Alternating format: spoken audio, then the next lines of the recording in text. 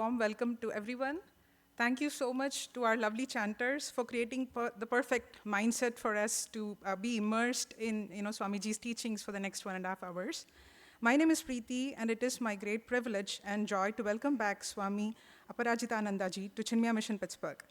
We are truly blessed to have Swamiji with us again today.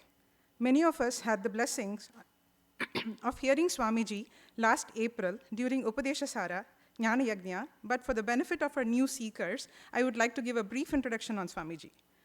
Swamiji holds a professional degree in electronics and communication engineering and served as a respected professor in Bangalore for several years.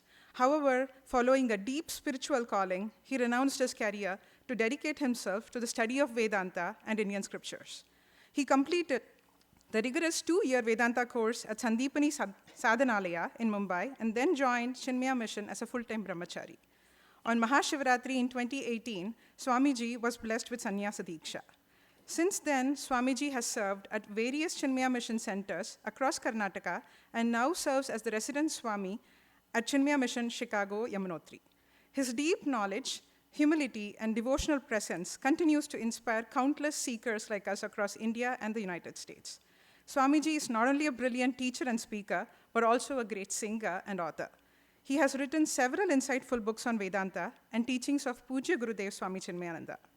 During his last visit to Pittsburgh, Swamiji shared the profound teachings of Bhagavan Ramana Maharishi's Upadeshasara, guiding us on how to act intelligently without becoming bound by our actions, and how with the right attitude and devotion, we can turn inwards towards self-inquiry. He offered various tips and many examples throughout which helped us understand this even better. I remember one of the examples where Swamiji was talking about the Manalaya and Mana, Nasha, where there were examples about the bird, which is caught up in a, net, and that's what happens when we try to do a laya to our manas, and many examples such that Swamiji shared during his last discourse here. And another story that particularly stayed with me from Swamiji's last visit was shared during Balavihar, where Swamiji beautifully narrated a story illustrating the power of prayer, the touching story of an old woman and Dr. Stephen. And at the end, Swamiji did remind us on how God answers our prayers with 4 answers: yes, no, wait, and I have something better. Swamiji has also compassionately held several online Q&A sessions, answering all our questions with great patience and deep insight. Now, turning to this week's topic, Chaos to Clarity, the Gita's blueprint for inner transformation, each evening Swamiji will guide us through different subtopics, today's topic being Leadership the Gita Way. There will be a Q&A session immediately following the discourse, so kindly feel free to note down your questions as they arise so that you can ask them at the end. Our heartfelt gratitude to today's Annadanam sponsors, Vasant Jarmanwala ji and family, Priya Iyer ji and family, and Visvesh Ramanathan ji and family. If you're interested in sponsoring Annadanam, kindly visit cmpittsburgh.org and click on the sponsor link. A heartfelt thank you to each and every one of you who are here joining us today. I hope you're able to attend all the sessions. With that, I now invite Swamiji to the stage to begin his discourse.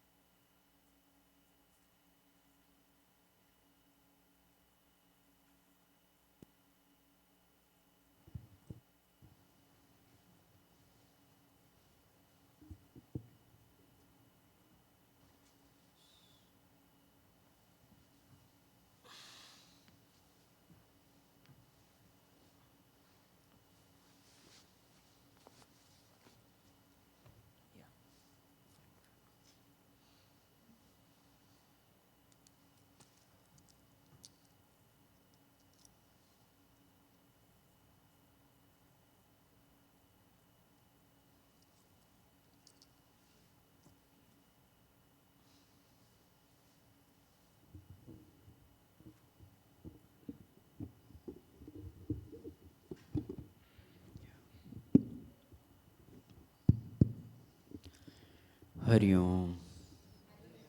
Perfect.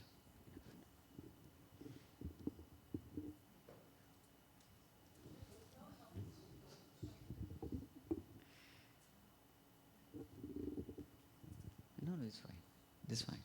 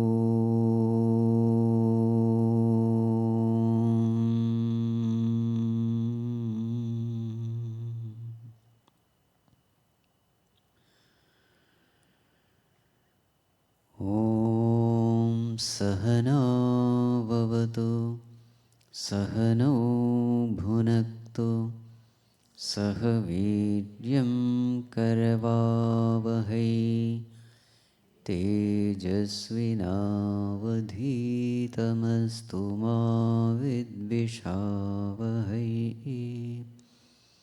Om Shanti Shanti Shanti.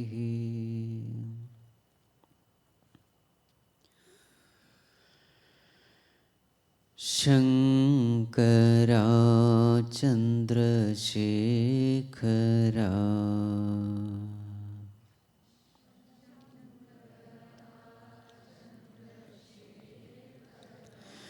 Gangadhara Sumanohara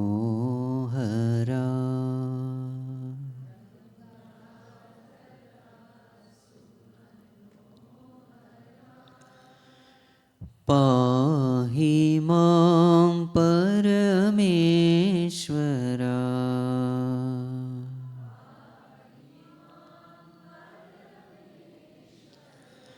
Mrityunjaya Vishveshwara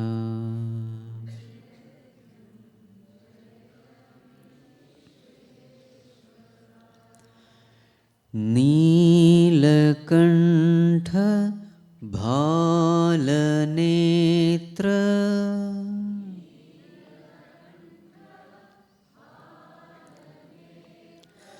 Bhasmabhushita Sundara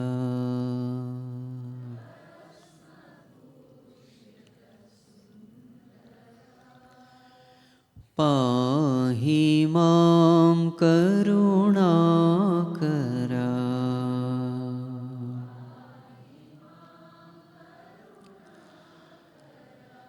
Girijesha Omkareshwara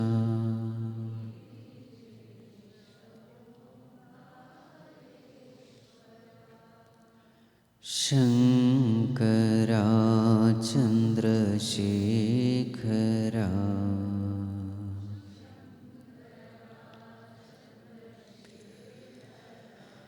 Gangadhara Sumanohara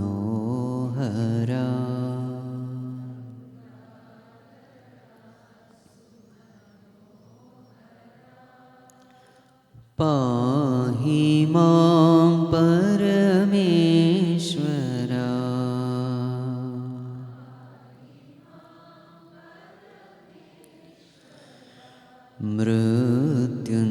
Mrityunjay Vishweshwara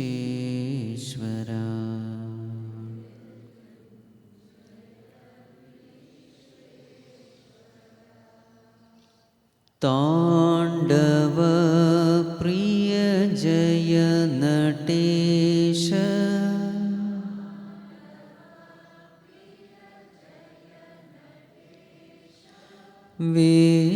Vishwanath Maheshwara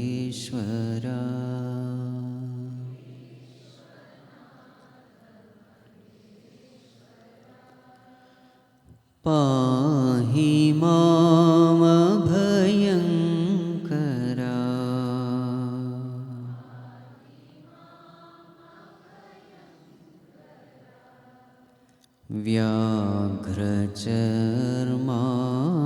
व्याघ्रचर्माम्बरधरा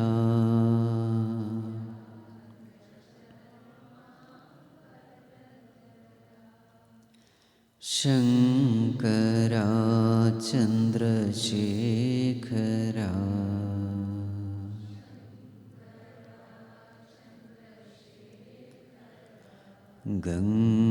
गङ्गाधरा सुमनोहरा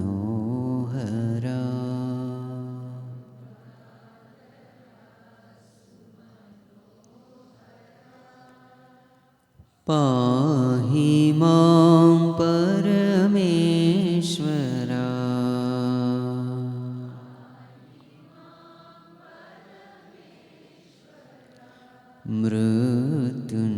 Mrityunjay Vishweshwara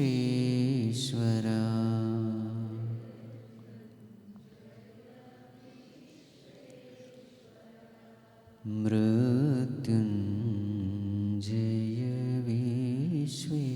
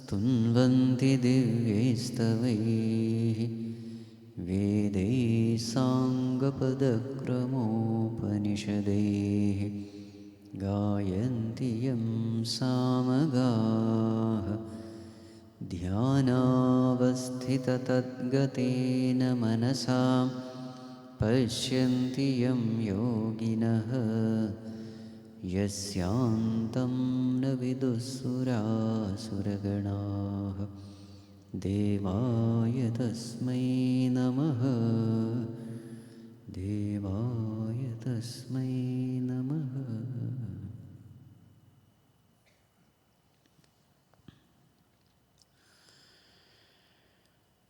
Humble prostrations to one and all present here.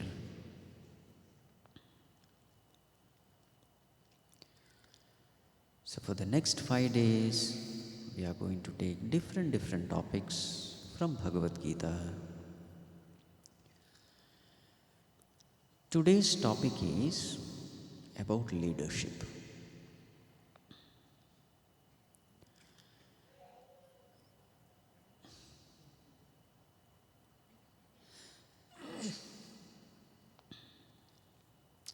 So who is a leader according to Gita?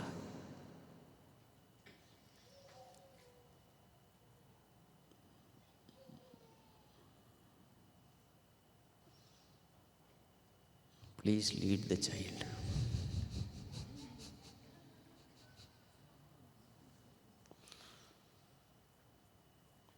Yes.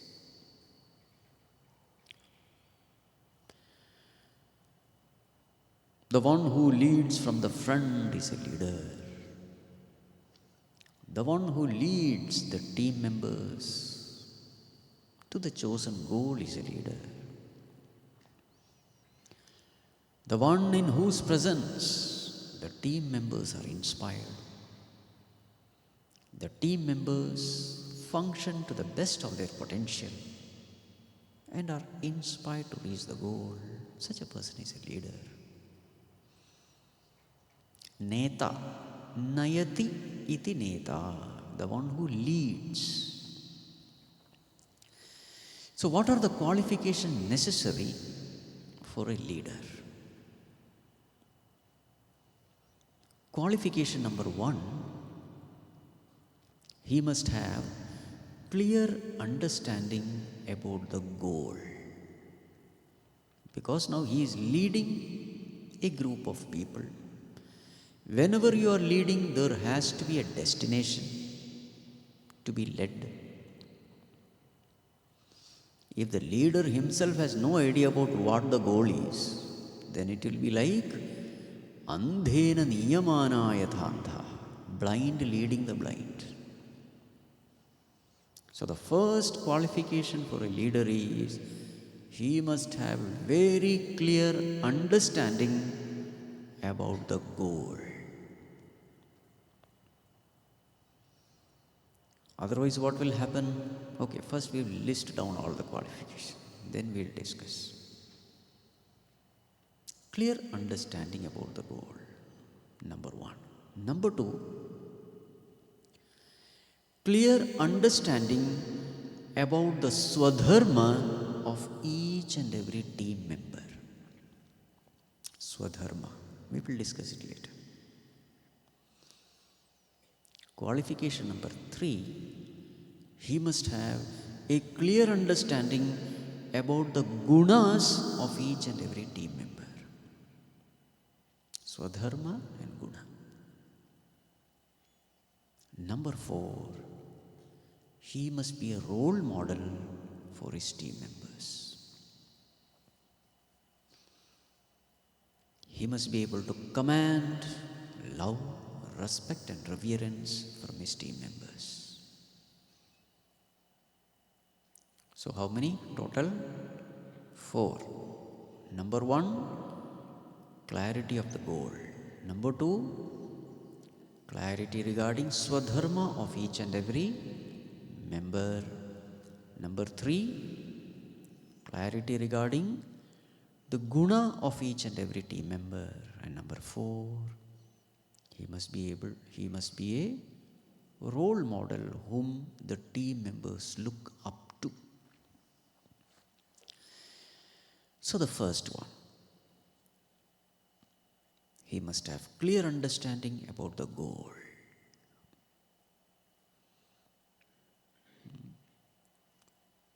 What will happen if the leader has no clear understanding about the goal?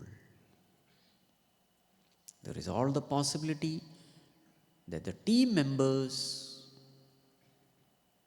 will have their own goals and each one will be pulling the leader in different directions. Exactly like a charioteer and the horses.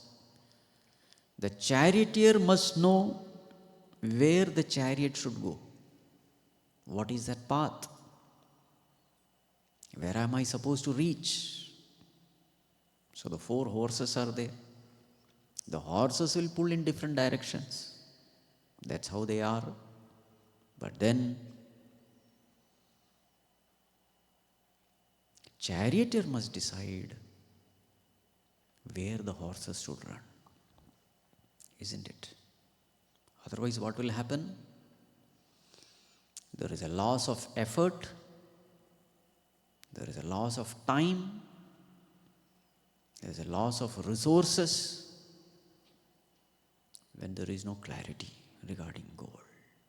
When there is clarity, you are able to streamline all your resources, all the effort, and the entire team reaches the goal in short time. So this is the first one. The second one, what is the second one? Clarity regarding the swadharma of each and every team member.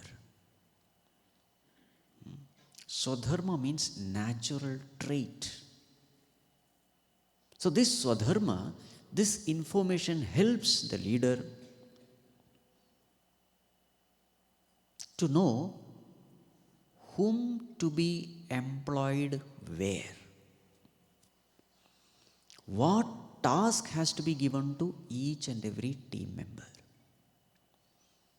Everybody is not good in everything, but everybody is good in something. So that particular thing which the individual is good at, which is a natural trait in that individual, which doing by which that person feels fulfilled, happy. It is like duck taken to water. That is called as swadharma. This understanding has to be very clear. Otherwise, what will happen? A person is used in a wrong place, so it is a lose-lose situation. Number one, that person is not happy. Number two, he is doing the wrong thing in a wrong way. Number three, a talent is wasted. You put the fish upon the tree and put the monkey in water. What will happen? The fish will die upon the tree. And the monkey also, if it doesn't know swimming. You see? If you see, each and every animal is used according to their swadharma. A cuddling dog is not used as a police dog. And a police dog is absolutely unfit as a cuddling dog. Put that animal in its right place. That is why understanding swadharma is very, very essential.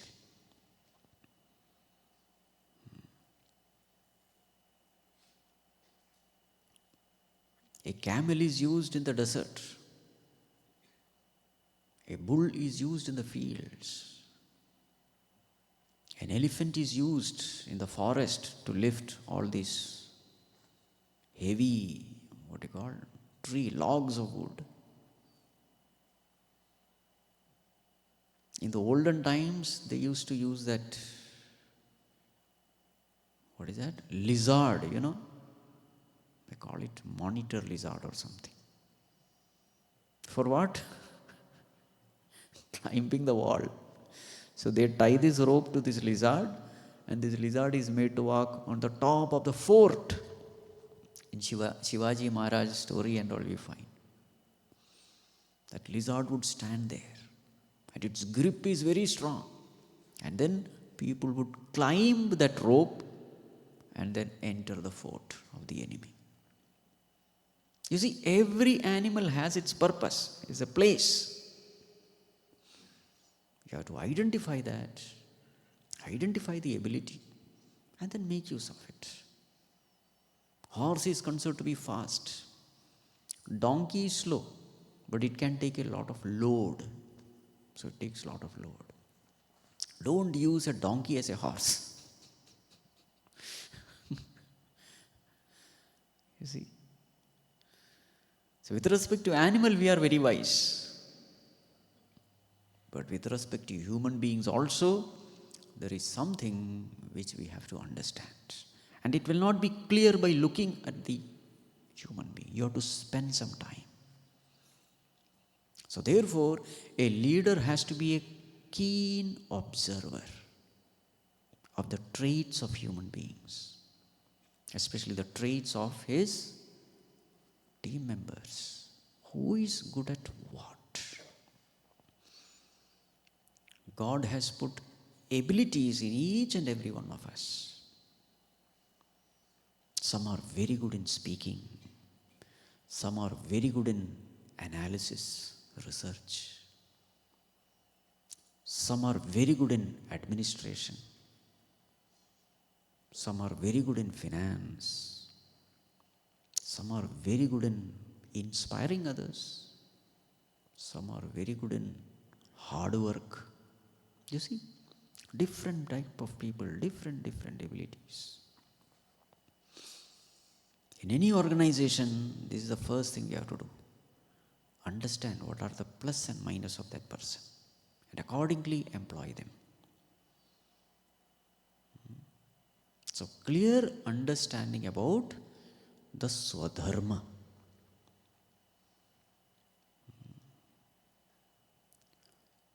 Children, if you can keep quiet, only then be here. They are running around.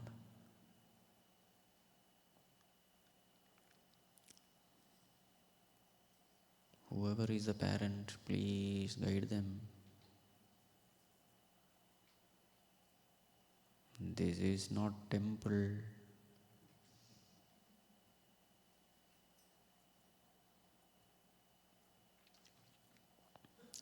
Yes.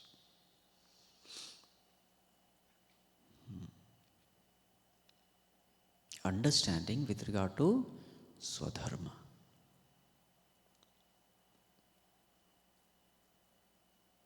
Swadharma is that doing which I have a sense of fulfillment. Difficulties don't appear to be difficulties. Difficulties appears to be a welcoming, challenging situation where I get an opportunity to learn. These are all the indications of Swadharma of a person. I don't care how many people appreciate me. I just love doing my job.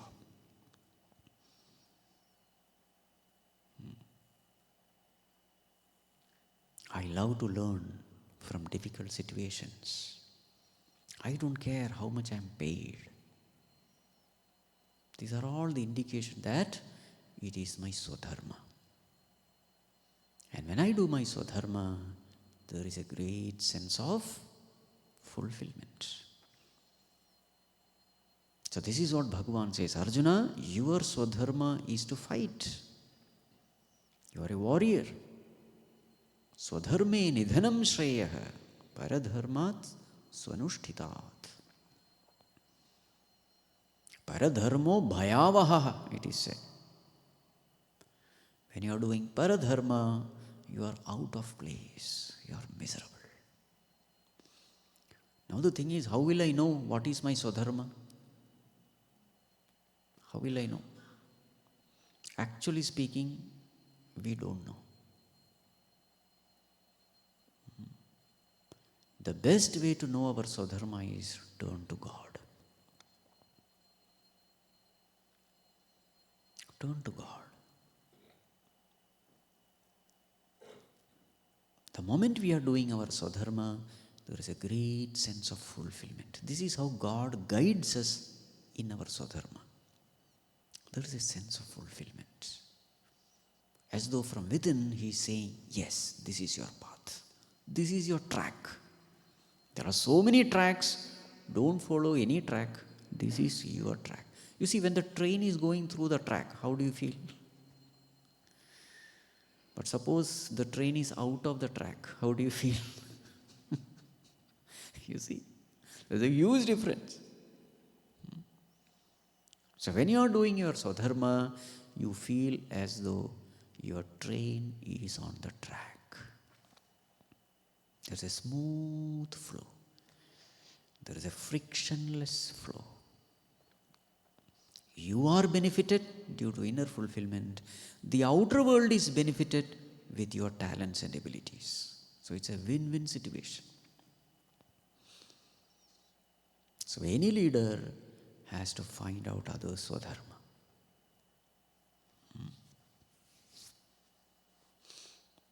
So this is point number 2.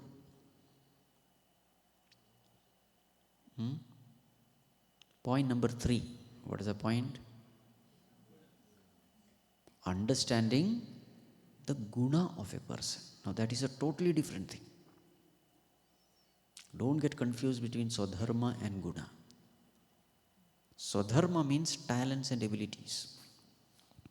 With respect to guna, the knowledge of the gunas will help you know how to inspire that person. What about Swadharma? The knowledge of Swadharma will help you how to employ that person, where to employ that person. The knowledge of guna will tell you how to inspire that person. So what are the gunas of a person? Tamas, Rajas and Sattva. We are all a mix of these 3, but generally classification is Tamasic, Rajasic and Sattvic. You have to understand the guna of that person also. Because the leader has to inspire his team members in the corresponding job, the allotted work. Now, how to inspire? For that, you will have to know the guna of that person. Tamasic, Rajasic, Sattvic. How to inspire a tamasic person? Dull, lazy, absolutely no interest. In fact, he has no interest to work also. He drags himself everywhere. But then, sometimes such people are there in your team. You can't avoid that person. How should you inspire that person? That person understands only one language, and that is the language of fear. You must have all languages with you. Not Hindi, English and all. This is a different language. As a leader, you must have different language. So what is the language which a tamasic person understands? It is a language of fear. It is a language of punishment. If you don't do your work, your grades will come low, assessment will be negative, and very soon you are going to lose your job. This is the only language he will understand. You see? you will have to use that language to him. See, tamasic person need not be what you call a low paid, low job person. No, no, no, no. He can be a very high paid and high professional also. Highly educated also. Tamas can come anywhere. So this is the language you employ for a tamasic person. What is the language you employ for a rajasic person?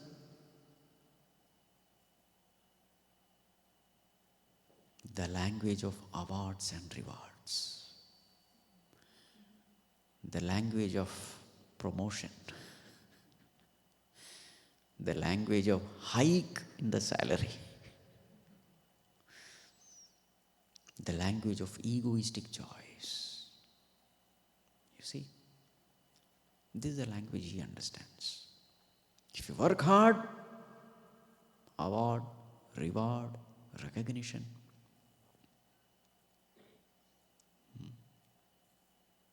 That is the language you will have to use for him and inspire him. He understands only one language, the external, worldly, material benefits. Then he will work hard. Sakta karmani avidvamsaha yatha kurvanti bharata. He is attached to that result. And that result drives him. The best comes out of him with regard to results. Never employ karma yoga against him. Karmanyevadhikaraste ma phaleshu. Then what are you doing? You are making a rajasic person tamasic. The only inspiration for him to work is the external result, the pay scale, whatever. And then you are saying, no, don't expect that. You have to just work. He will never understand what is this. So at the most, what will happen as a part of obedience to the leader? He will stop working. Or he will heartlessly work without any inspiration because he has no interest now. So did you help that person evolve or did you force that person devolve? You see? Na buddhi vedam jane ajnanam karma sangina. Don't create confusion in them. Just because knowledge is something, spiritual knowledge is the highest, doesn't mean that everybody is fit for it. No. Seeing the vessel, pour. Na buddhi vedam janet. Don't create confusion. So the leader has to understand which guna he is in. Rajoguna, then use that language. But suppose this person is of Sattuguna, then which language will you use? Not the language of Tamas, because he is not Tamasic. Not the language of Rajas. Why? He is not inspired by your material benefits. He has no interest. His seekings are higher. His questions are higher. He has a lot of questions. Who am I? Where have I come from? Who is God? Why there is so much of suffering? How can money solve my problem? At the most, the company may give me more money, but my problems remain. For such a person, you say, I'll give more money. What will I do?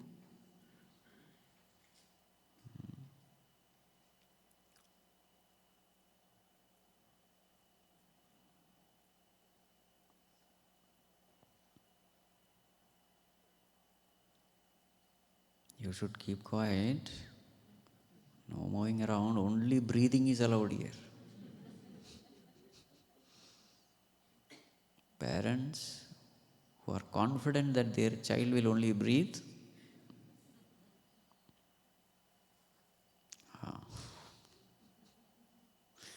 because thinking is out of question. So the only action available is now breathing. Anyway.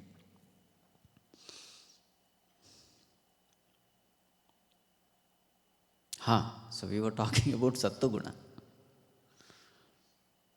How to inspire a sattvic person? The leader must have that knowledge also. How to inspire that person? That person can be inspired only by one way, through the way of karma yoga.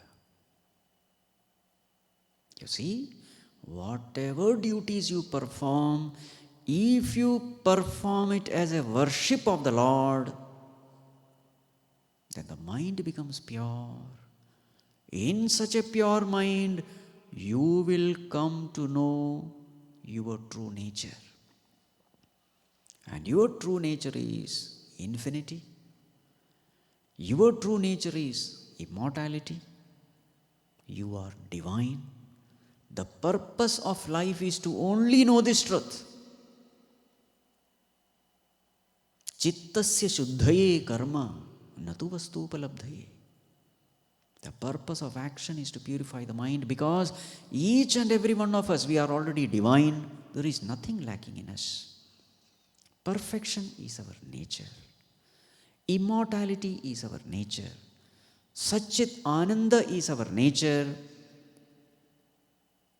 Every action is purposeful only if that action has helped us reach our true nature.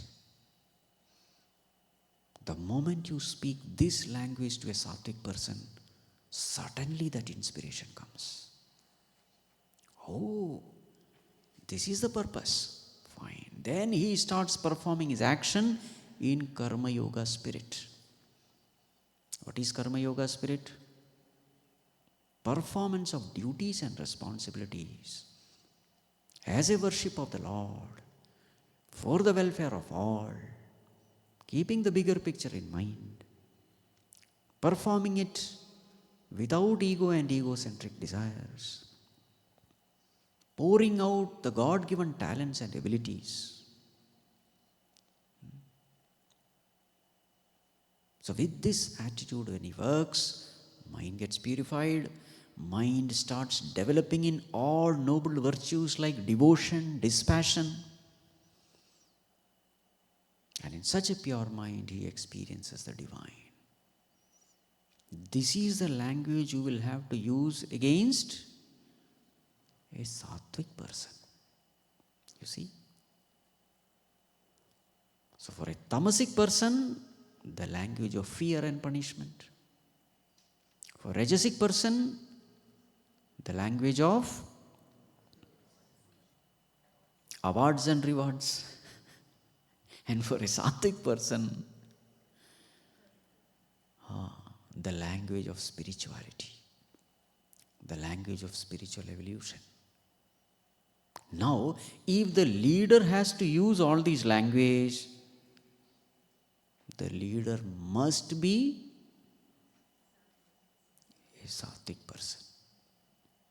A rajasic person can never use a sattvic language because he doesn't know.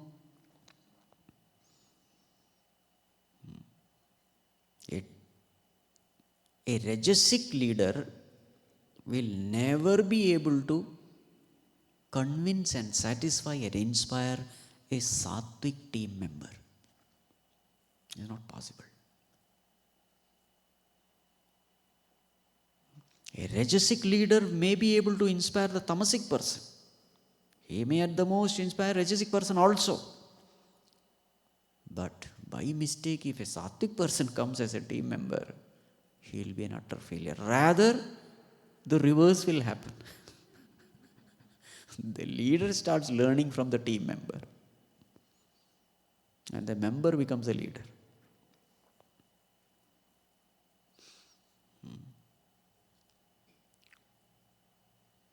So this is the third one. Correct? Clear understanding about the gunas of each and every person. Only then you can guide them properly. Otherwise, there is only misguidance. Now, the fourth one. What is the fourth one? Be a role model. Yes. A leader has to be a role model. Because if the team members consider the leader to be a role model, then they will blindly imitate the role model. Yadyad acharati sreshtaha tat eva itaraha janaha sayat pramanam gurute lokaha tad anuvartate, Bhagavan says. Bhagavan says, Arjuna, you are a role model for millions of people. If you make a mistake, everybody will commit the same mistake. Fortunately or unfortunately, you are the role model for the younger generation, Arjuna.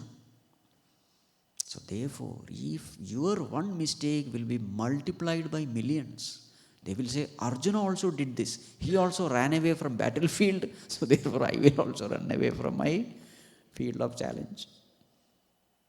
So you cannot afford to make a mistake staying there. This is one of the arguments why Arjuna must fight. Don't set up a wrong example. So now the leader has to be a role model for the team members.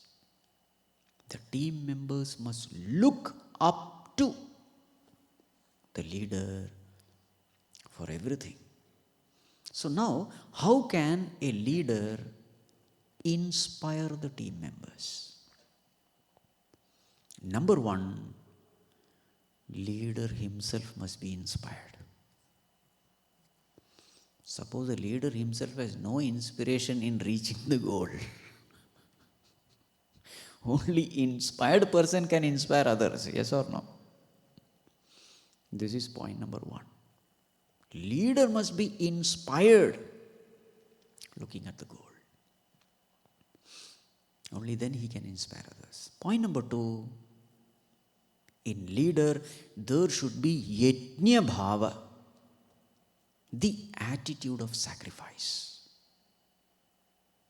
This is very much glorified in chapter 3 of Bhagavad Gita.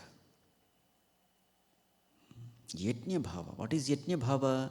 The attitude of sacrifice. Sacrificing the self for the welfare of the team, for achieving the goal. Means what? I am not important, the team is important. For the welfare of the team, are you ready to sacrifice your petty desires, individual desires, selfish desires? Can you efface yourself, wipe out yourself for the welfare of the team? This is called Yajna bhava. If each and every team member is inspired by this Yajna bhava, know for sure success is guaranteed. Every team member should feel that team should win, not me.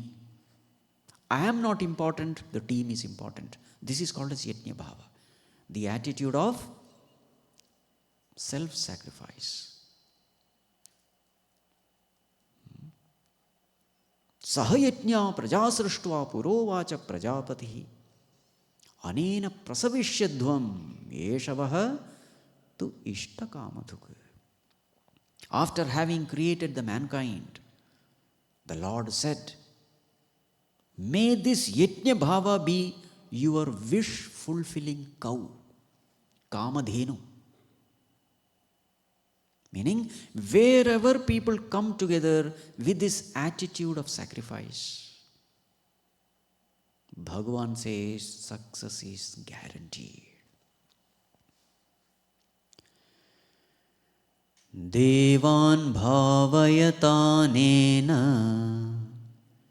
te deva bhavayantu vaha parasparam bhavayantaha shreyah paramavapsyatha.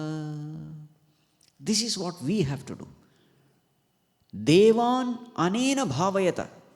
With this yajna bhava, with this attitude of sacrifice, you worship the cosmic forces. In turn, what will happen?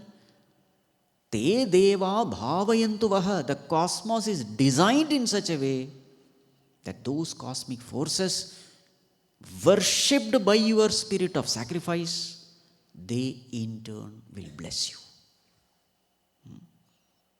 Ishtan bhogan hi vo devaha dasyante yajna bhavitaha. They will give you whatever you ask. But what should be the spirit? The spirit of action should be the spirit of sacrifice. If the leader can instill this spirit of sacrifice in his team members, know for sure that team will collectively attain that goal. There's no doubt about it.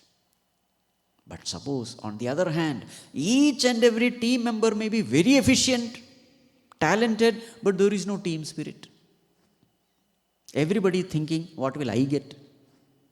Nobody cares for the team, but individually they are all talented. Then what will happen? Nothing will happen. There won't be any success. You see, what is in many times we see in the sports, etc. You see, especially these IPL matches, if you see, individual players are talented, but there is no team spirit. What is team spirit? The readiness to dissolve the individuality for the welfare of the team. The readiness to sacrifice the individuality for the welfare of the team. If this spirit is not there, there won't be any success. So how should the team leader instill this spirit in the team? There is only one way. He has to walk the path. He has to show the way. That is the only way. So that is called as Yajna Bhava. So this is the second one. So these are all the points for what? How he should become a role model. Whenever you see somebody sacrificing himself for the welfare of the totality, you cannot but love and respect that person. This is how you should inspire your team members. Number 3, the value of humility. Leader doesn't mean become an egoistic person, boss around everyone. No. A leader must be an absolutely humble person. What are the benefits of humility?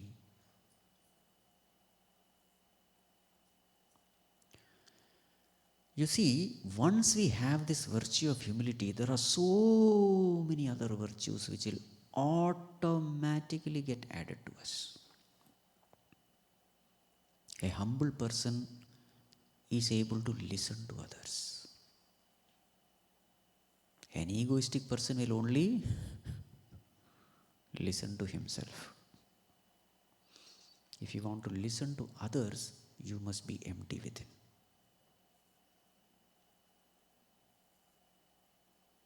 As a leader, the greatest job is to listen to others, listen to the team members. Leader doesn't mean I will talk and you will listen. These are all the wrong understanding of a leader, you see. No. Listen to everyone. Many times, I understand my own defects from others. I may not be able to understand my own defects. A mirror is necessary to see my imperfection. And many times my team members become the mirror for me. If I am an egoistic person, I will not accept, I will not admit my defects.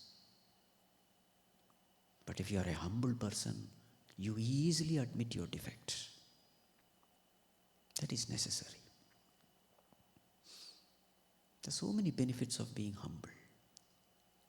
One more thing is, when you are humble, the other person automatically becomes humble.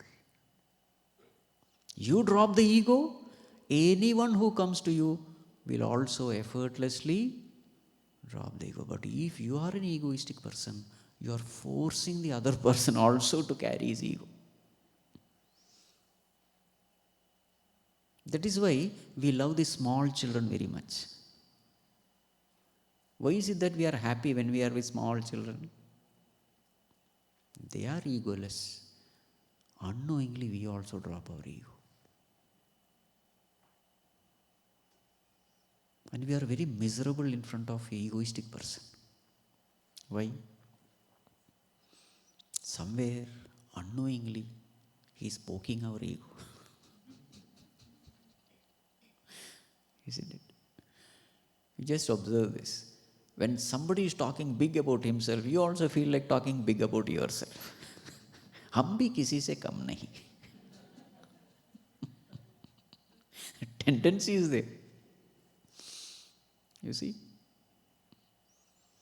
Saints and Mahatmas, we love to go to them. Why? They are without ego. So you are able to drop the ego in front of them. Humility is a great virtue. Again, a humble person is able to see the goodness in others. An egoistic person don't want to see goodness in others. Why?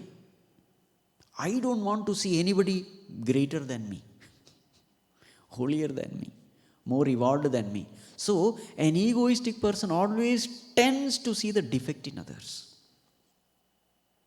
so that the ego is feeling satisfied. Yes, I am better than him. You see, he has this defect, I don't have it. I feel nice.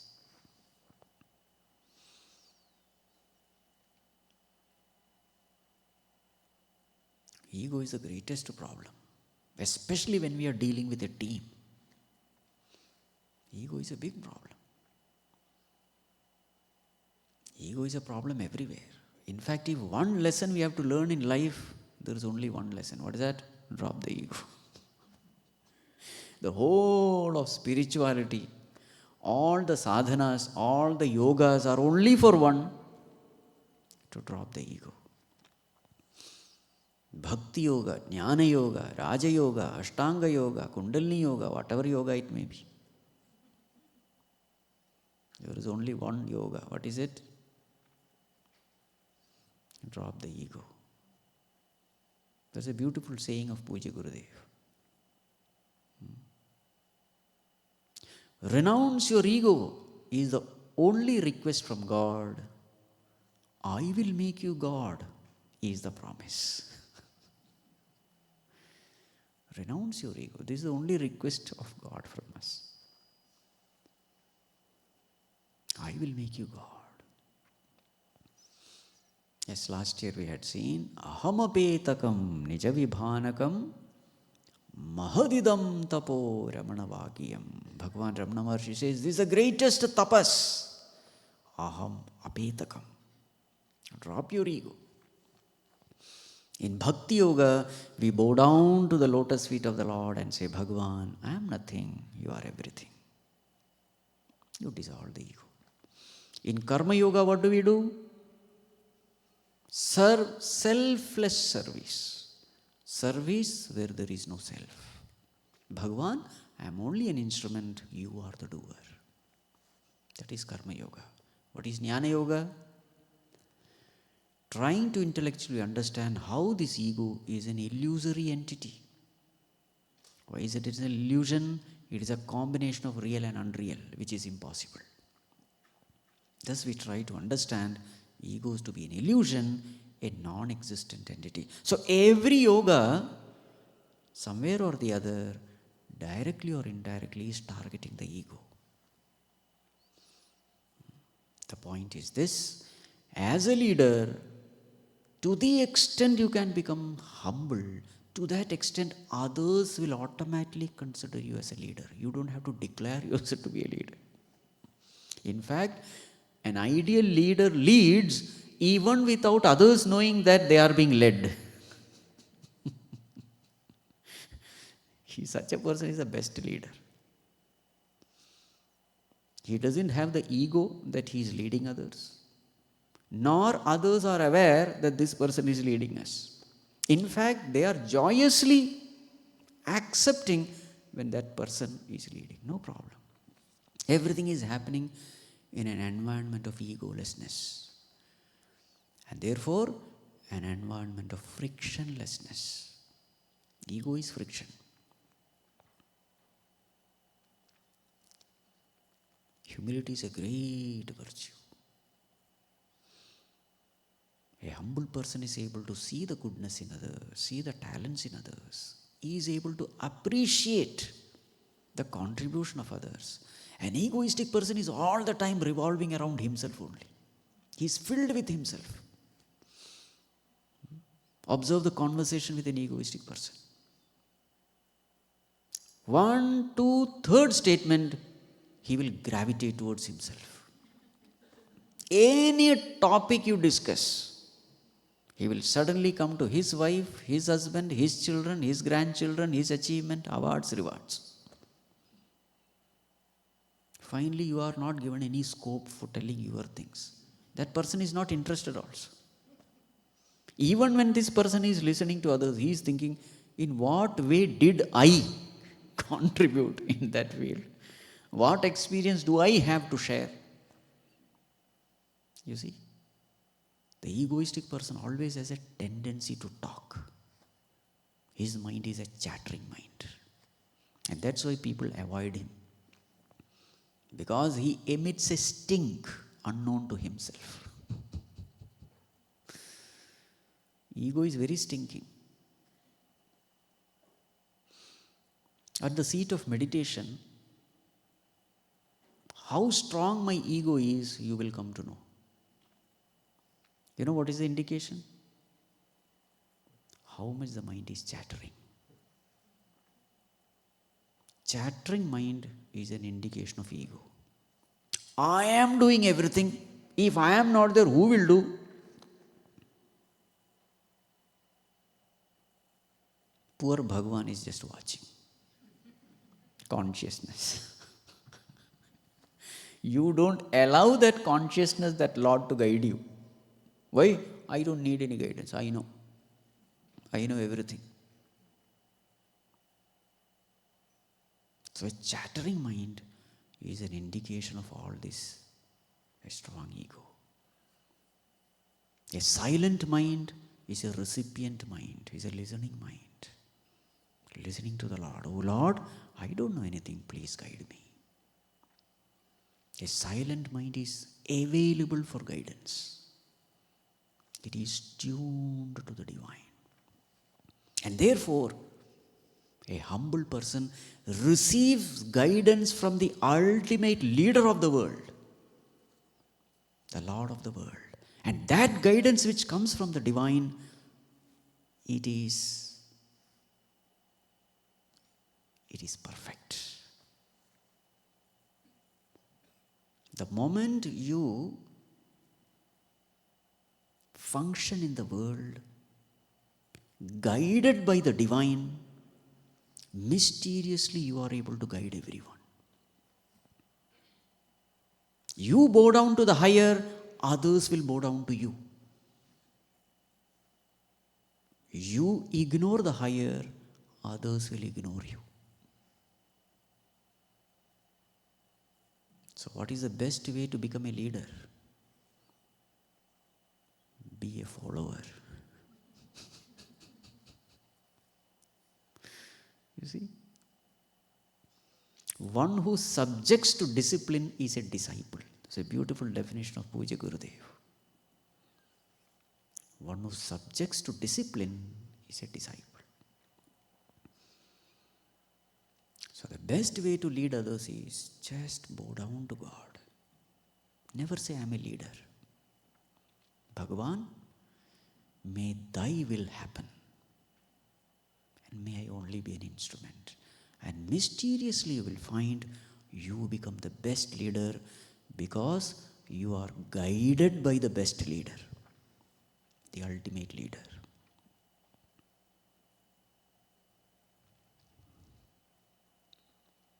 The rest, all the virtues just flow.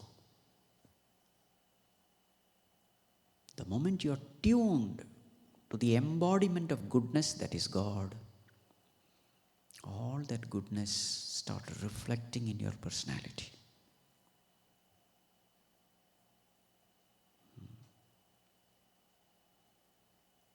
You automatically become impartial. You automatically become free from all kinds of likes and dislikes. They are all very, very important as a leader. Suppose you are attached to somebody, then what will happen? You tend to favor that person. Suppose you dislike somebody, you tend to, take decisions against that person. You have to be very, very careful. You can never be impartial with a heart of likes and dislikes.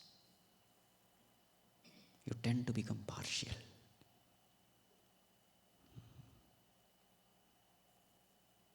So all those noble virtues come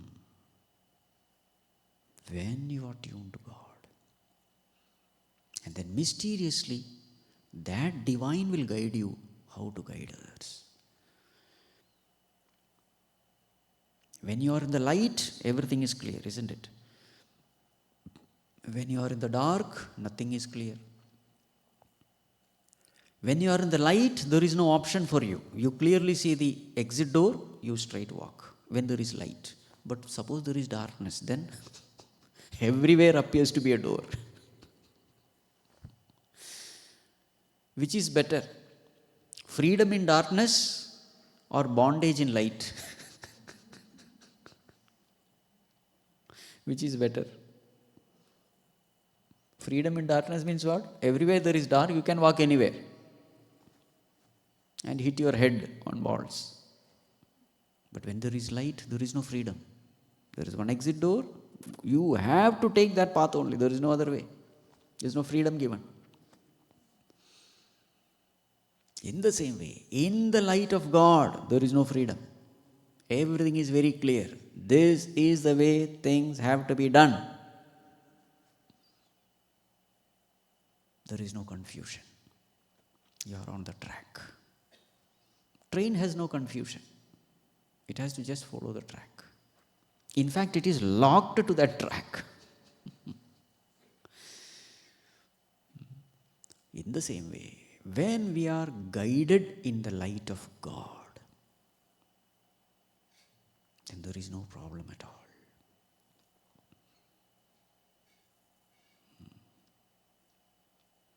So then what happens? Automatically such a person who is guided by God becomes a role model for others because he is an embodiment of virtues. And therefore others don't have any problem in obeying him, following him. He is a role model. Automatically leading happens. So what are the 4 points? Number 1, clear understanding about the goal. Number 2, clear understanding about the swadharma of the team members. Number 3, clear understanding about the gunas of the team members. And number 4, being a role model by being a virtuous person. Many times we say, the leader must have the courage to step out of the comfort zone. Once you are tuned to God, you have absolutely no problem in jumping out of comfort zone because Your real comfort zone is in obeying God.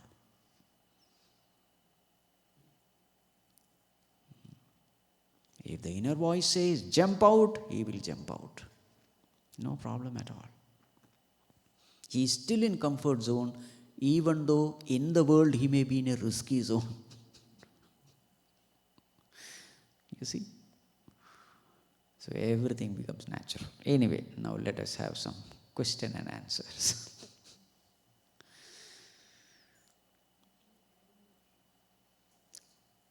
You can just stand up and one cordless mic will come.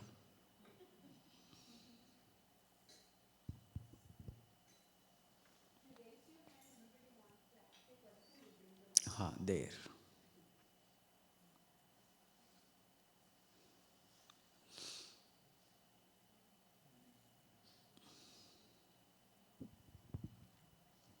Hari Om Swamiji. Can you please help me understand how a sattvic leader can guide a rajasic or a tamasic person in detail? Say, a rajasic employee who is earning for awards and recognitions. Sattvic leaders follows karma yoga. Should he guide him towards the sattvic guna, or should he have the maturity to give him what he wants? And also, we all have all three gunas in us, right? So a leader may also be tamasic, like you mentioned.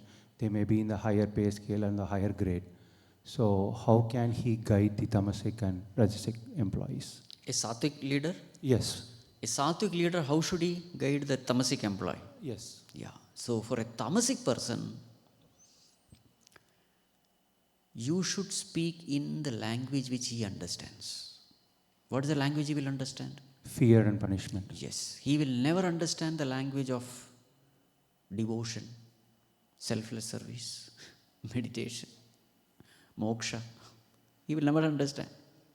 The only language he will understand is fear. You see the criminals and all that? What is the language you use for them? Punishment. Pain. Yes. What is the language you use for animals? Pain. If you want to train an animal, the only language it will understand is that of pain. That's how all the animals are trained. In the same way, there are people who are animalistic. They have just graduated from the animal kingdom. Maybe it is their first birth as a human being. They will never understand the higher one. So then, you need all this law, police, and all that. The whole point is, you must make that person walk the path of law in such a way that his existence is beneficial for the society. And his existence is not a threat to the society. The wise people, they will understand the sattvic language. You have no problem with them.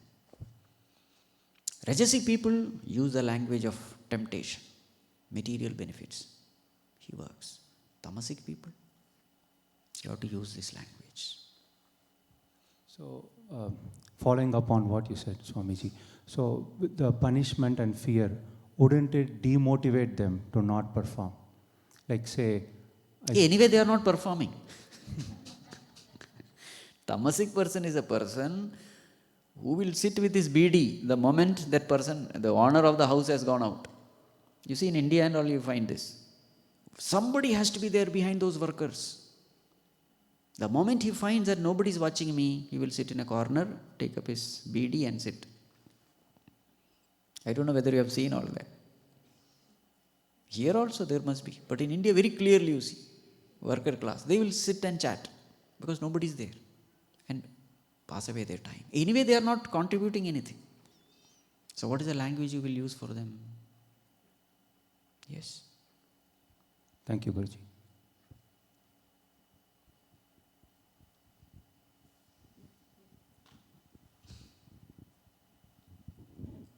Hari Om Guruji. Leader, when being humble, how can he avoid being perceived to be weak? If a leader is very humble and other people perceive him to be weak, how to overcome that?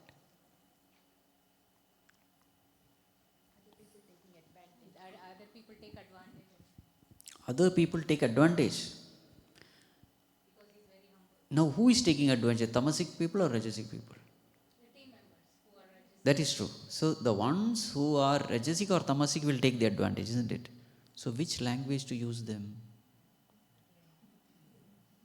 The moment you start using the language of punishment, they will perceive you as strong. Humble doesn't mean, okay, you do whatever. What can I do? No. That's what I said. You have to use the language which they understand. They will not understand the language of humility.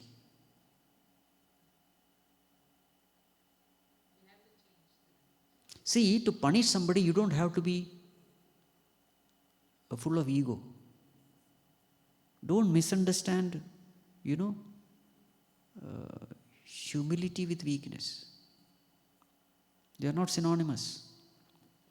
You can be a very humble person and a very strict person, a tough person.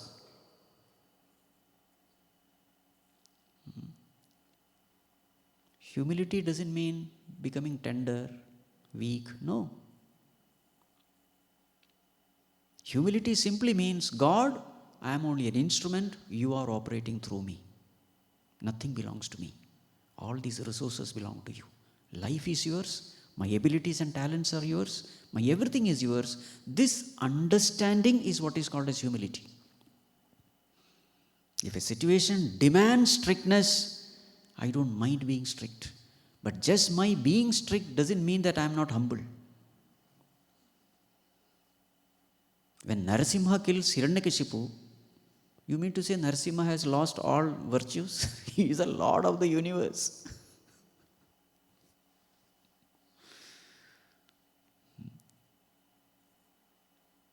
Even anger can be used. But what is the difference? Anger is in my control. I will show anger, not get angry. There's a difference. You don't become angry, you only show anger. When you show anger, anger is in your control. You use it, once the job is over, you withdraw it effortlessly. But when you become angry, what happens? You have no control. Anger takes control of you. There's a difference. I hope it's clear. Swamiji, thank you for giving the talk. One question follow-up to the previous questions. Can we use Sama, Beda, Danda to the same person? We don't know what will strike that person. Correct. Yes. First start with Sama. Okay. Peaceful means slowly increase the temperature. The second question, Swamiji, was, it's easy when we're dealing with people outside the world, but it becomes hard when you're dealing with people that you love the most. So how do we deal with that?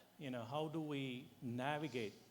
Because house is also like a leadership opportunity, right? So how do we deal with wife, children and all that? The toughest platform to lead, so how do we become a good leader in a family? See, keep the mic with you.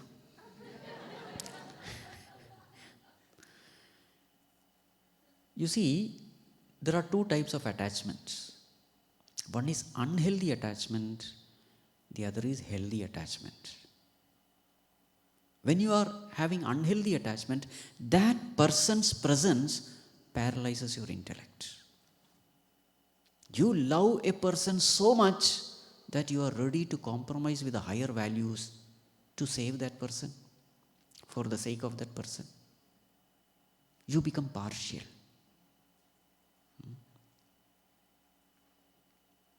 This is unhealthy attachment, where you are compromising with the higher values to satisfy a person whom you are attached.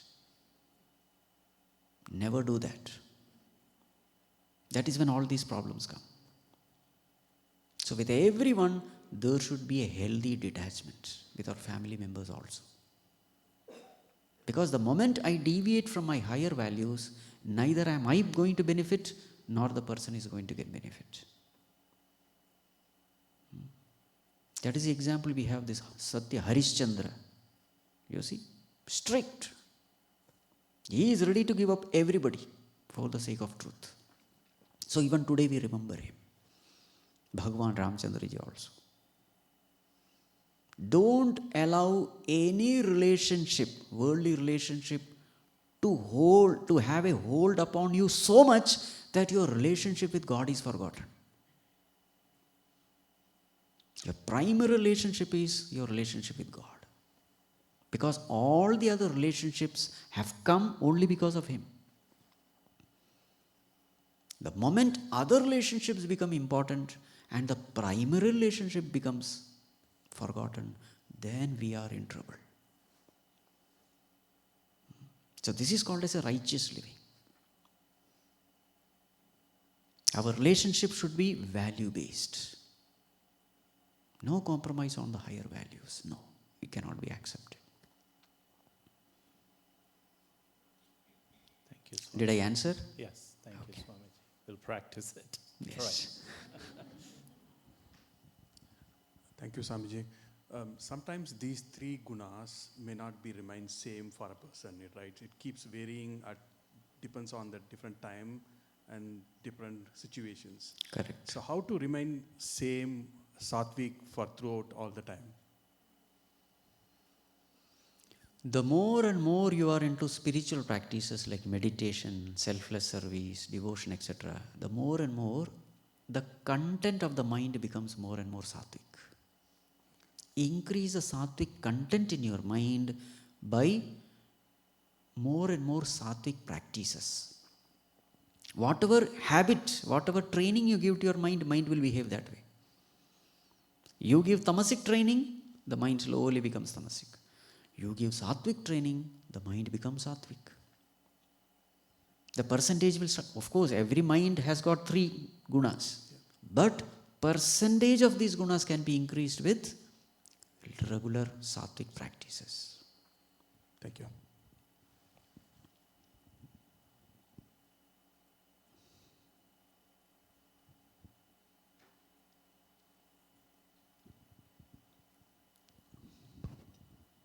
Namaste, Swamiji. Really good talk. We are thoroughly enjoying it. I had one question, actually wanted you to see if you can elaborate. You mentioned that in the light of God, there is no freedom.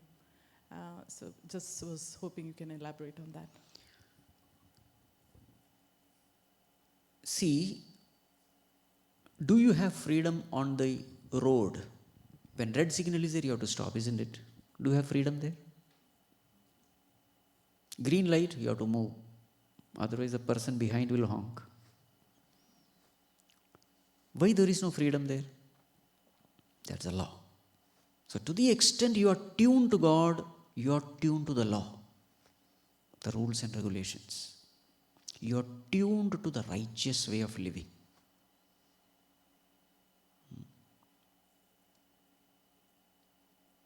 And therefore there is no freedom.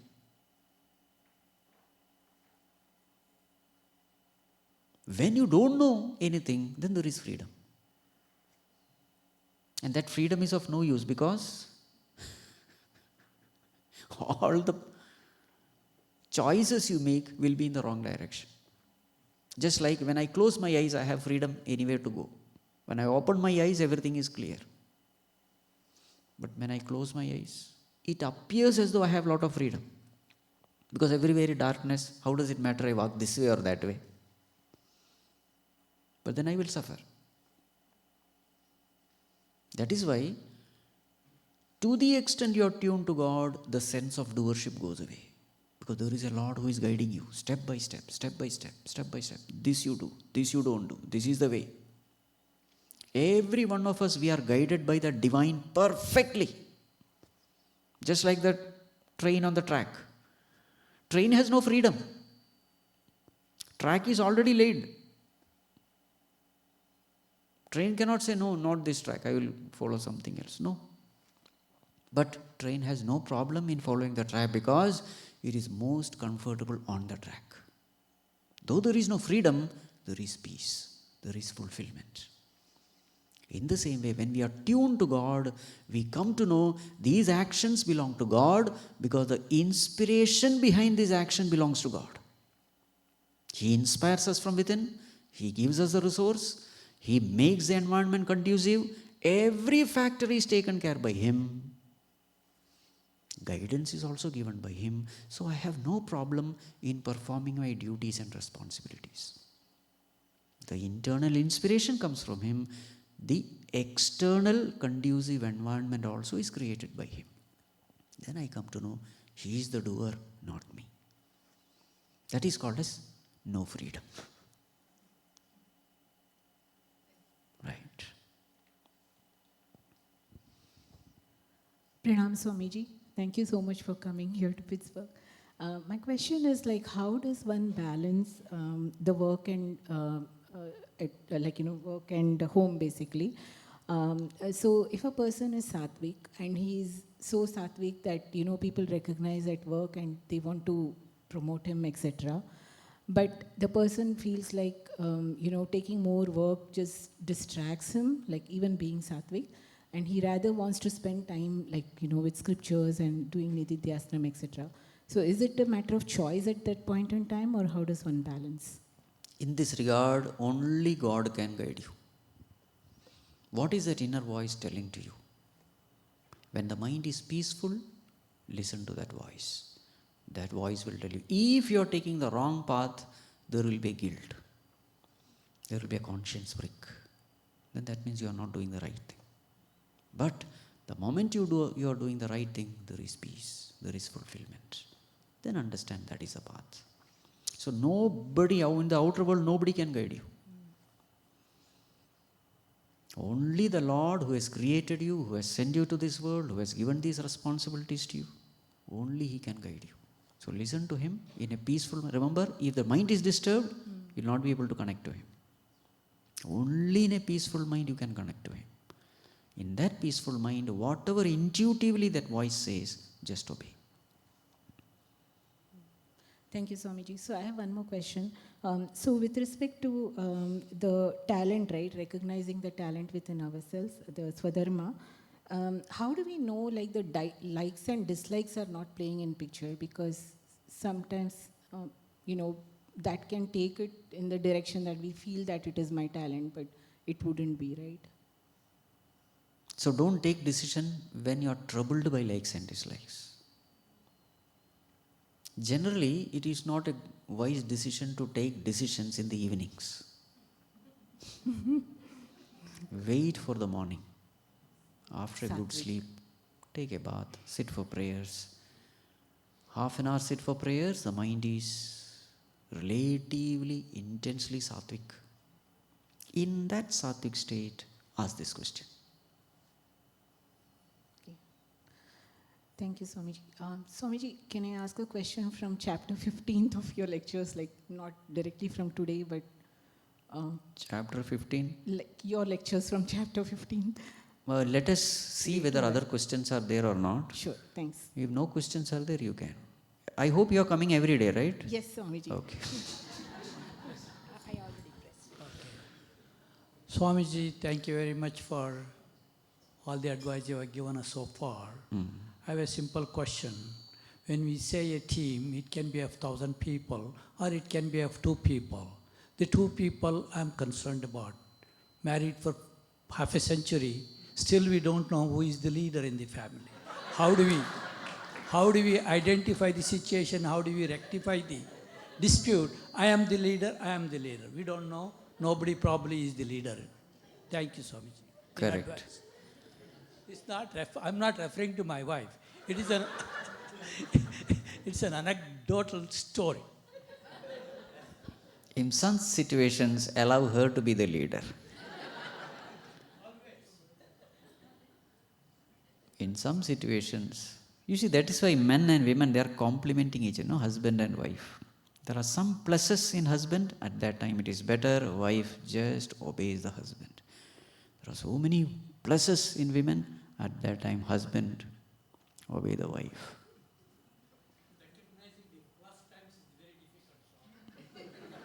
That is why one of the qualifications for the leader is be humble.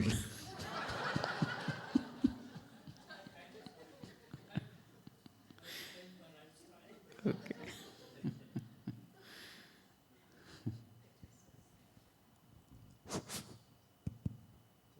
It works. Hari Om, Swamiji. It was a nice talk. See, I feel that today's talk is very useful for individual upliftment. The happenings around the world, they make one shudder. It's definitely, the world has never been, I think, as much chaotic as it is becoming now. I'm sure that there is no quick fix solution for this situation, but how do we extend these concepts, these beautiful 4 points you told? I've internalized it, I try to practice it also, but how to use these techniques to fix this chaotic situation in the world? That is tomorrow's topic. Thank you, sir. What is tomorrow's topic? Ganeshji? Thank you. Inner peace in chaotic world.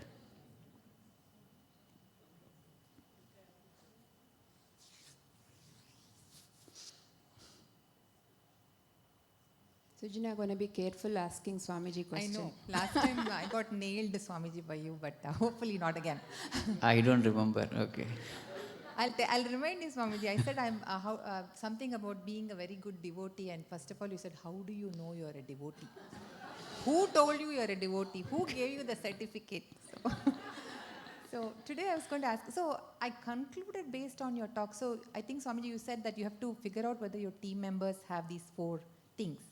Before we do that, should we also do the analysis on ourselves? I mean, if we happen to be in a leading position, whether what is our 4, like how do we fall into those? Because if we do an analysis, not on the talent so much, but on the gunas, and if we figure out that we are nowhere near sattva or, maybe not tamasic, but we have rajasic.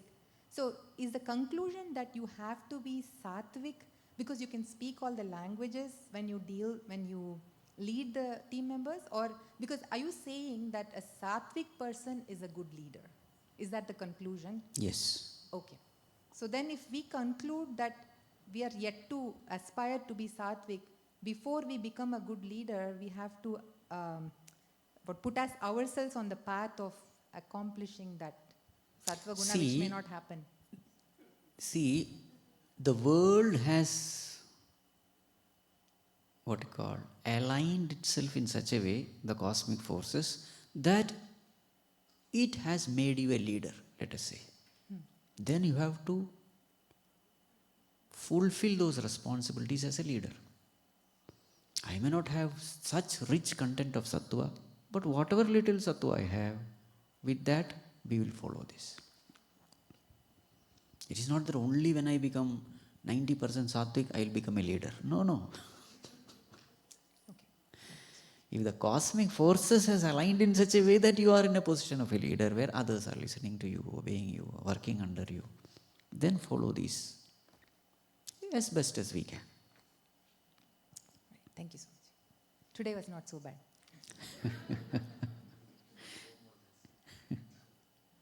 Any more questions?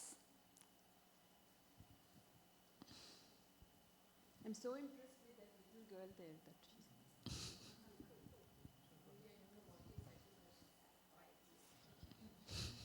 Hari Om, Swamiji. Ha. My question is how to handle a situation where you're given a short-term project and you don't have time to kind of identify your team members' swadharma and guna, and the deadlines are approaching. So whatever option is available, that's all we can do.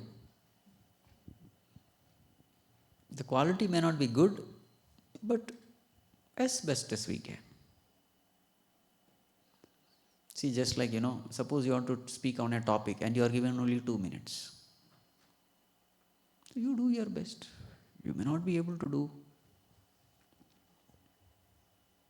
But when we have to, these pointers will help us a lot.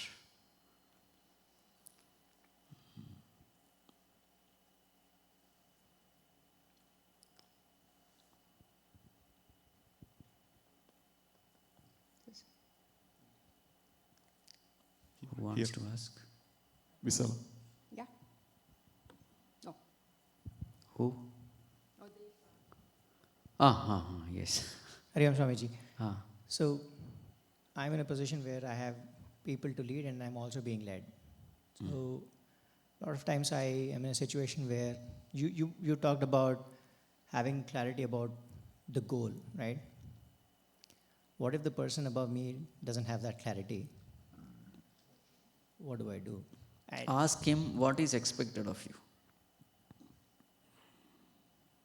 He must be able to tell what is expected, isn't it, from you?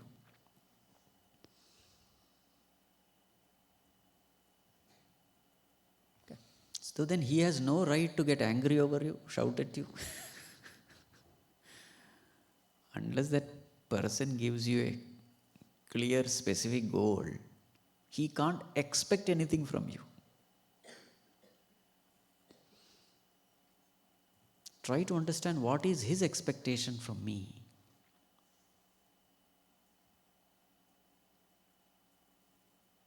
See, unless there is clarity, no discussion is possible. Correct?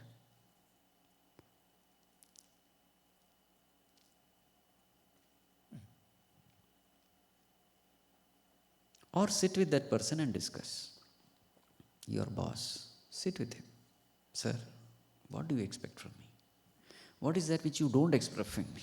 Okay, you can put neti also.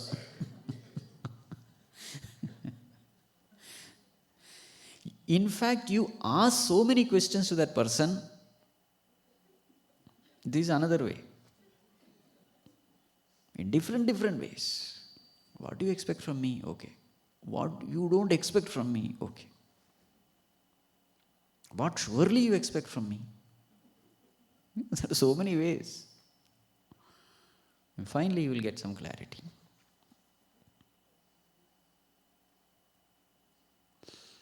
Should we look at it as a void in the leadership?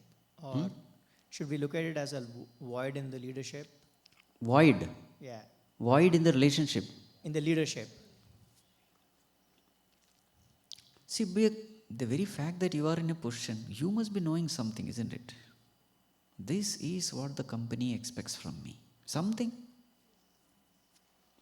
The very fact that you applied for the job, you have been chosen as a leader, you have been there in the job for a long time, and finally the environment has put you as a leader.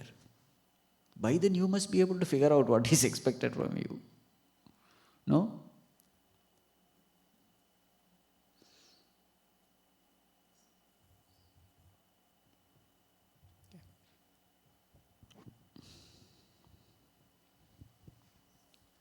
Hari Om Swamiji, you said a leader has to be a sattvic person. And when he speaks to the Rajasic person, to inspire the Rajasic person, he's going to talk about the awards and rewards, even though he's not in tune with that. And then to the Tamasic person, he's going to be threatening that person, right? Correct. So the sattvic leader has to go out of his, when he speaks these languages, he's not speaking really from his heart. No, it comes from his heart only.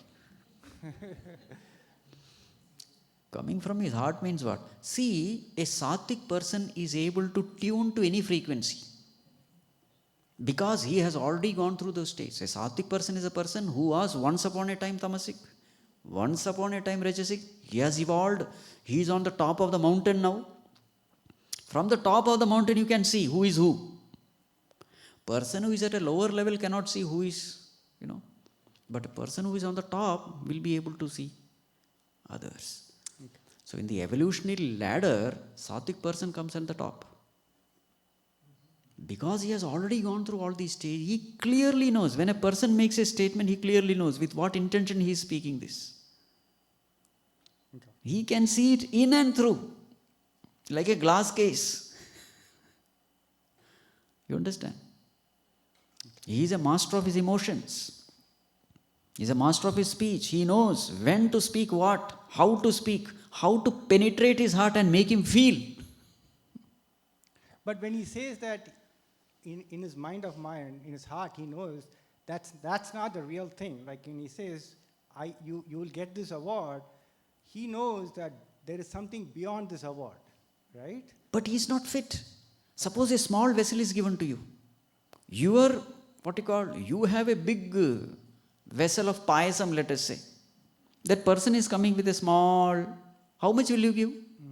You have this much. That doesn't mean, see, I can give you this much. You put it on his head. No. Little, how much ever his vessel is, that much only you give, isn't it? Knowing the recipient's capacity for the benefit of the recipient. You are not giving because you don't want to give. You are not giving because that person cannot take it. So even when you are threatening a tamasic person, in your mind there is only welfare of that person. You don't desire that let him be doomed. No. Even that threatening is only to raise him. You see?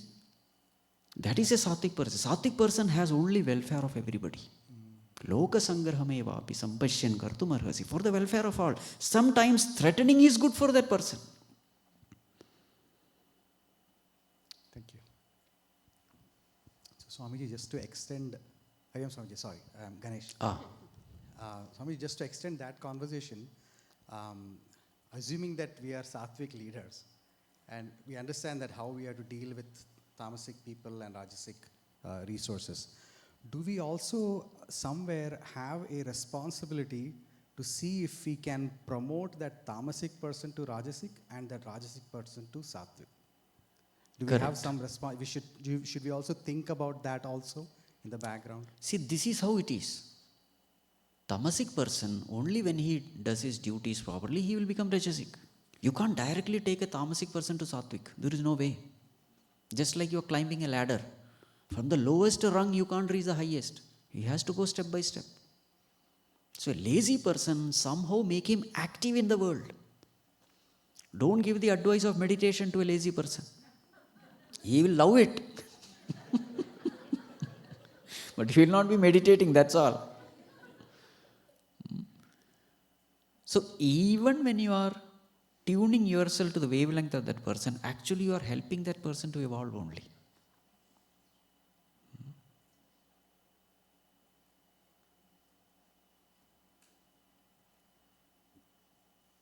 Swamiji, one question. So if the leaders, obviously when they start, they have different percentages of the gunas in them. So a leader is also essentially learning from his or her experiences. Yes. From dealing with each of those team members. And yes. So in the process, if they make mistakes, again, as Swamiji said, they have to be, again, reaching out to Bhagavan and say, put me back on the right track. Yes, right? Yes. In fact, you will get such team members who will find fault with you. You see, many times the leader is egoistic, he doesn't know. But he will have such team members who will directly or indirectly point out to him. So then he is also evolving. It is not that leader is only helping others evolve. No. In that constant interaction, he is also getting polished. Everybody is polished from the spiritual angle. Hari Om Swamiji, Soban. So is there any advantage for having different types of leaders depending on the team? For example, let's just say it's a team of car salesmen or a team of weightlifters or boxers. So is there an advantage of having a different type of leader? Especially, let's just take car salesmen, for example. Is there an advantage in having a rajasic leader versus a sattvic leader? See, actually the cosmic forces will decide under what leader you will be. We don't have any choice in choosing the leader.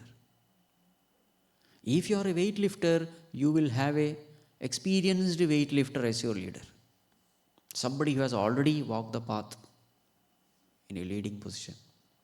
So your leader will be chosen by the cosmic forces. You can't choose the leader. Your vasanas will choose the environment, and that environment will choose a leader for you. If you are on a spiritual path, you will have a spiritual leader for you. If you are on a worldly path, you will have a worldly leader for you. In different field, you will have different leaders. As a team member, the best thing is just bow down to the leader. Be a part of the team. Sacrifice yourself for the welfare of the team. Your progress will be very fast.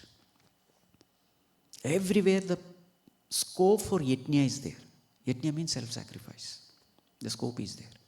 And whoever makes that self-sacrifice, sacrificing the individuality for the welfare of the totality, for the welfare of the team, whoever does it, he grows very fast. Whoever is stuck with selfishness, not contributing to the team, only thinking about himself, he will gravitate towards the lowest. Is the law of the cosmos. So whoever leader has come to you, just accept him as God sent.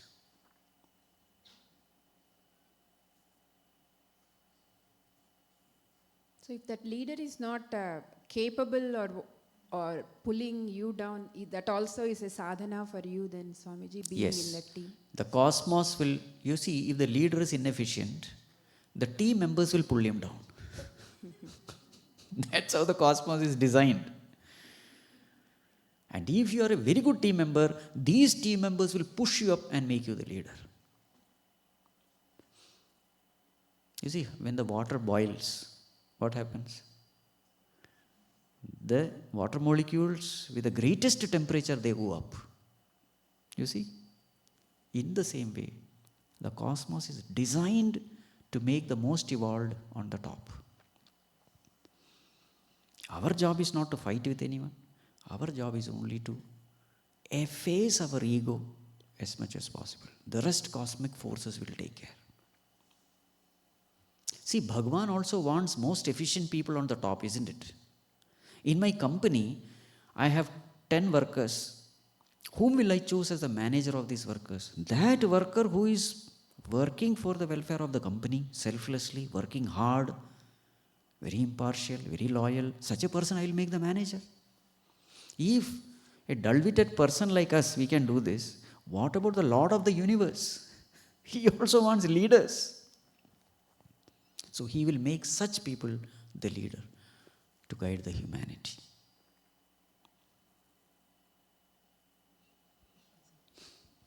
Swamiji, sorry to ask you the second question. There won't be chaos in the world if our leaders are Sattvic people. God has chosen all of them, I presume. Maybe not. That's why we have non-Sattvic people as leaders. Wars are taking place. Thousands of people are dying. And many of us are team leaders in our companies. We go home and tell our wives, I'm a Sattvic, that's why I'm leader. Is that a presumptive feeling that leaders are Sattvic people? It's not necessary that only Sattvic people will become the leader. No. If people are all tamasic, he deserves a rajasic leader. Amma, if you take the mic, how can he question me? Because if you are not convinced, you can ask. For a tamasic group of people, Sattvic leader is of no use. Rajasic leader is enough. See, for an LKG student, which teacher will you put? You don't need a PhD holder. First grade, second grade, third grade, a 10th grader is enough. But suppose you have to take class of PhD, then 10th grader will not do. In the same way, when the quality of the people itself is very tamasic, such a leader will come. In that case, we are presuming all the people in the world are tamasic people. Huh? No. You see, I'm talking about the political situation in the world. There are a lot of leaders whom we presume Whoever has become the leader, bow down, because it is God's decision. If a person has become the leader, our job is just bow down. I will bow down to your opinion, Swamiji. Yes. God cannot make a wrong decision. Always keep this in mind. Whatever is happening in the world is perfect. Is Is it our collective prarabdha, Swamiji? You can put that way, but I would put in a better way, whatever God does is the right thing for us. We may not know. Thank you, Swamiji, for your advice and tips. I am a retired person and I was working with so many nationalities. So, as per your statement or your advice, Tamas Gunam or Tamagunam or whatever you call it, if you threaten a person, I will lose my job because he is the son of the soil. And if you are giving a Rajogunam fellow, whatever reward or award or increment, whatever you promise, we cannot recommend just like that. Even though you are a leader with a flexible attitude, not only the knowledge, there it works only if you are flexible, you can move on or move forward.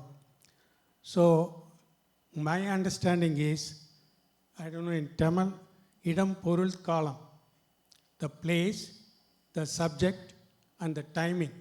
So you have to tell him in a correct way so that he will be convinced or he will be impressed. So as my boss says, always in his room there will be a slogan, I am the boss. Always I am right. If I am wrong, follow the rule number 1. So this is for Rajogunam people, it will be working. For Tamas Gunam people, if I threaten, I may lose the job. So what I have to do? No, threatening whom? Threatening your team member. You are not supposed to threaten your team member. As a leader? Yeah, as a leader, I'm going to threaten him. See, that is why I said, tune to God. He will tell you what you are supposed to do. These are all some general instruction. Yeah. So it is connected with the... So many factors. Yes. So many factors. Be in tune with God. He will tell you how to behave in a particular environment, situation, with a particular person. Person to person, instructions are different. Yes. Because of the qualities of the individual. Yes. Thank you. Hari Om. As a leader could also be Rajasic, Tamasic or Sattvic, right? So as a team member, is there any spiritual guidance how to deal with a boss who is Rajasic, Tamasic or Sattvic? How to deal with the boss? To satisfy the boss. Don't compromise with the higher values. If your boss is asking you to do something which is against righteousness, against the path of dharma, then you have all the right to leave the job. Thank you.